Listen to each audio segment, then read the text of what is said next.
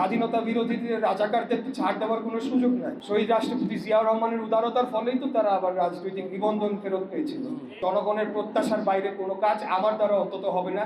আওয়ামী লীগ কি এখনো কি তারা ডিনায়ালে আছে, বা তারা পুরো জিনিস অস্বীকার করছে, নাকি তাদের অনুশোচনা এসেছে?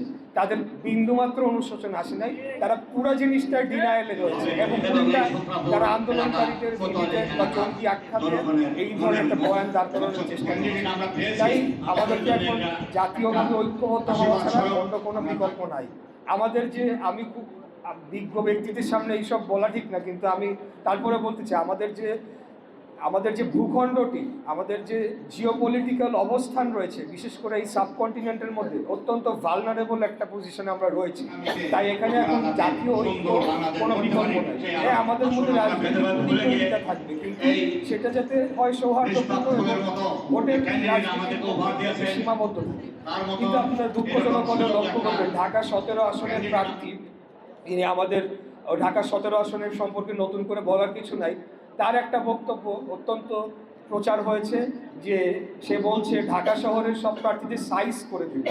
এই কথাটা আমি গতকালকেও বলেছি যে সেই প্রার্থী যদি বলতো ঢাকা শহরের সব প্রার্থীদের আমরা হারায় দিব বা পরাজিত করে দেব, তাহলে তো আমার কিছু বলার ছিল না। কিন্তু সাইজ শব্দটার অর্থাৎ কি?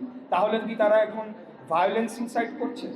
তো আমরা তো আর ভেসে আসিনি, আন্দোলন সংগ্রাম আমরাও করেছি। এই কোর্টের সামনে কত আন্দোলন হয়েছে, আপনারাও অনেকেই সেটা সাক্ষী রয়েছেন। তো এখন যদি তারা আমাদের সাথে সেই ধরনের একটা খেলা শুরু করতে চায়, সংঘাতে জড়াতে চায়, তাহলে তো আমরা সেই বিষয়ে কোনো ছাড় দিব না, তাই না? স্বাধীনতা বিরোধীদের রাজাকারদের তো ছাড় দেওয়ার কোনো সুযোগ নাই।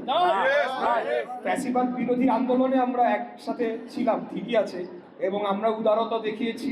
আমাদের শহীদ রাষ্ট্রপতি জিয়াউর রহমানের উদারতার ফলেই তো তারা আবার রাজনৈতিক নিবন্ধন ফেরত পেয়েছিল, কিন্তু সেটাকে তো তারা সম্মান জানাচ্ছে না।